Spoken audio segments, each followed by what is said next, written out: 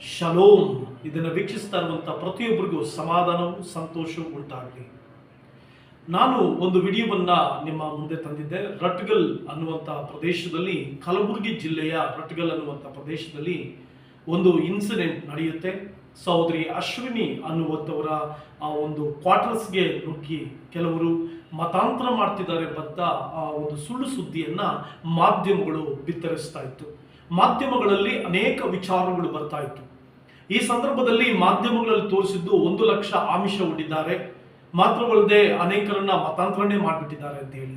ಆ 1 ಲಕ್ಷ ಕೊಟ್ಟಿದ್ದಾರೆ ಎಂಬುದಕ್ಕೆ ಯಾವ ದಾಖಲೆಗಳು ಇರಲಿಲ್ಲ, ಅಲ್ಲಿ ಯಾವ ಸಾಕ್ಷಿಗಳು ಇರಲಿಲ್ಲ.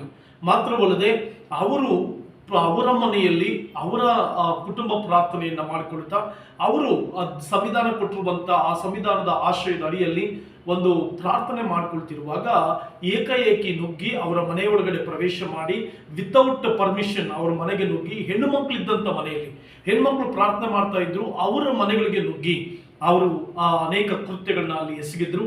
ಮಾತ್ರವಲ್ಲದೆ ಆ ಹೆಣ್ಣು ಮಕ್ಕಳು, ಸಾಮಾನ್ಯವಾಗಿ ನಮ್ಮ ಮನೆಗಳಲ್ಲೂ ಕೂಡ ಹೆಣ್ಣು ಮಕ್ಕಳಿದ್ದಾರೆ, ಆದರೆ ಆ ಹೆಣ್ಣು ಮಕ್ಕಳಿರುವಂಥ ಸ್ಥಳಕ್ಕೆ ಹೋಗಿ ಸಮಸ್ಯೆಯನ್ನುಂಟು ಮಾಡಿದಂಥ ಆ ಜನರ ವಿರುದ್ಧ 23ನೇ ತಾರೀಕು ಒಂದು ಕೇಸ್ ರಿಜಿಸ್ಟರ್ ಆಗುತ್ತೆ.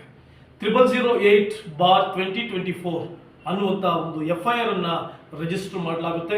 143, 147, 148, 341 ಈ ರೀತಿ ಕೇಸ್ಗಳು ರಿಜಿಸ್ಟರ್ ಆಗುತ್ತೆ. ಅದ್ರ ಜೊತೆಗೆ ಪ್ರಿವೆನ್ಷನ್ ಆಕ್ಟ್ ಅಟ್ರಾಸಿಟೀಸ್ ಅನ್ನು ಕೂಡ ಅವರ ವಿರುದ್ಧವಾಗಿ ರಿಜಿಸ್ಟರ್ ಮಾಡ್ತಾರೆ.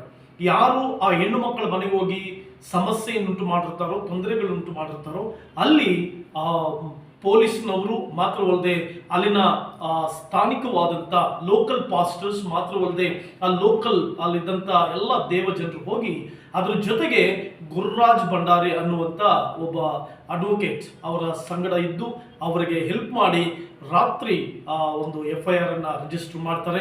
ಯಾರು ಈ ಕೃತ್ಯಗಳನ್ನ ಮಾಡಿರ್ತಾರೋ ಅವರ ವಿರುದ್ಧವಾಗಿ ಕಾನೂನು ಕ್ರಮ ಕೈಗೊಂಡಿದ್ದಾರೆ.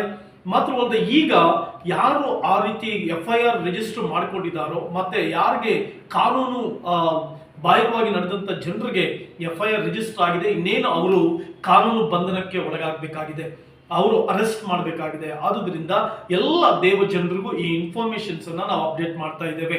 ಅಶ್ವಿನಿ ಸಿಸ್ಟರ್ ಅವರು ಕೂಡ ಅವರ ಡ್ಯೂಟಿನಲ್ಲಿ ಅವರಿದ್ದಾರೆ, ಅವ್ರ ಕೆಲಸ ಅವ್ರು ನಾರ್ಮಲ್ ಆಗಿ ಮಾಡ್ಕೊಂಡು ಹೋಗ್ತಾ ಇದ್ದಾರೆ. ಇದಕ್ಕೆ ಪ್ರಯಾಸ ಪಟ್ಟಂತ ಎಲ್ಲ ದೇವ ಜನರಿಗೂ ಮತ್ತೆ ವಿಶೇಷವಾಗಿ ಗುರುರಾಜ್ ಭಂಡಾರಿ ಅನ್ನುವಂಥ ಅಡ್ವೊಕೇಟ್, ಸೊ ಅವರು ಮಾದಿಗ ದಂಡೋರ ಅನ್ನುವಂಥ ಒಂದು ಯಾವುದೋ ಒಂದು ಸಂಘಟನೆಯಲ್ಲಿ ಕೂಡ ಅವರು ಗುರುತಿಸಿಕೊಂಡಿದ್ದಾರೆ. ಅವರು ಕೂಡ ಬಹಳ ಪ್ರಯಾಸ ಪಟ್ಟು ಈ ಕೆಲಸವನ್ನು ಮಾಡಿದ್ದಾರೆ. ಅವರೆಲ್ಲರಿಗೂ ಕೂಡ ನಾವು ಪ್ರಶಂಸೆಯನ್ನು ಕೊಡುತ್ತಾ ಆ ಅಶ್ವಿನಿ ಸಹೋದರಿಯವರ ಪ್ರೊಟೆಕ್ಷನ್ ಮತ್ತೆ ಅವರಿಗೆ ದೇವರು ಆರೋಗ್ಯ, ಆಯುಸ್ಸು ಎಲ್ಲವನ್ನು ಕೊಟ್ಟು ದೇವರು ನಡೆಸುವುದಕ್ಕಾಗಿ ನಾವು ಪ್ರಾರ್ಥನೆ ಮಾಡಿಕೊಳ್ಳೋಣ. ಇದಿಷ್ಟು ಈಗ ನಾನು ಮಾಡ್ತಿರುವಂಥ ಒಂದು ಅಪ್ಡೇಟ್. ಈ ಅಪ್ಡೇಟ್ ನಿಮ್ಮೆಲ್ಲರಲ್ಲಿರಲಿ, ಯಾಕೆಂದ್ರೆ ಎಷ್ಟೋ ಜನರಲ್ಲಿ ಗೊಂದಲ ಇರ್ತದೆ, ಏನಾಯ್ತು ಎಂಬಂತ ಗೊಂದಲ ಇರ್ತದೆ. ಆದುದರಿಂದ ನಾವು ನಿಮ್ಮ ಮುಂದೆ ಈ ವಿಡಿಯೋ ತೆಗೆದುಕೊಂಡು ಬರ್ತಾ ಇದ್ದೇವೆ. ಅವರು ಸುರಕ್ಷಿತವಾಗಿದ್ದಾರೆ, ಕೆಲಸದಲ್ಲಿದ್ದಾರೆ. ಯಾರು ಅವರಿಗೆ ತೊಂದರೆ ಮಾಡಿದ್ರು, ಯಾರು ಅವರಿಗೆ ಸಮಸ್ಯೆ ಮಾಡಿದ್ರು ಅವರಿಗೆ FIR ರಿಜಿಸ್ಟರ್ ಆಗುತ್ತೆ. FIR ನಂಬರ್ 0008/2024 ಆಕ್ಟ್ನಲ್ಲಿ ಒಂದು ರಿಜಿಸ್ಟರ್ ಆಗುತ್ತೆ FIR. ಮತ್ತೆ ಸೆಕ್ಷನ್ಸ್ಗಳು ಕೂಡ ರಿಜಿಸ್ಟರ್ ಆಗಿದೆ, ಅಟ್ರಾಸಿಟಿ ರಿಜಿಸ್ಟರ್ ಆಗಿದೆ. ಇನ್ನೇನು ಅದು ಕಾನೂನು ಕ್ರಮ ತೆಗೆದುಕೊಂಡು ಇನ್ವೆಸ್ಟಿಗೇಷನ್ ಮಾಡಿ ತಪ್ಪಿತಸ್ಥರನ್ನ ಅರೆಸ್ಟ್ ಮಾಡಬೇಕಾಗಿದೆ. ನಿಮ್ಮೆಲ್ಲರ ಪ್ರಾರ್ಥನೆಗಳ ನೆನೆಸ್ಕೊಳ್ಳಿ, ಅವ್ರಿಗೋಸ್ಕರ ಪ್ರಾರ್ಥನೆ ಮಾಡಿ. ದೇವರು ನಿಮ್ಮೆಲ್ಲರನ್ನು ಆಶೀರ್ವಾದ ಮಾಡಲಿ. God bless.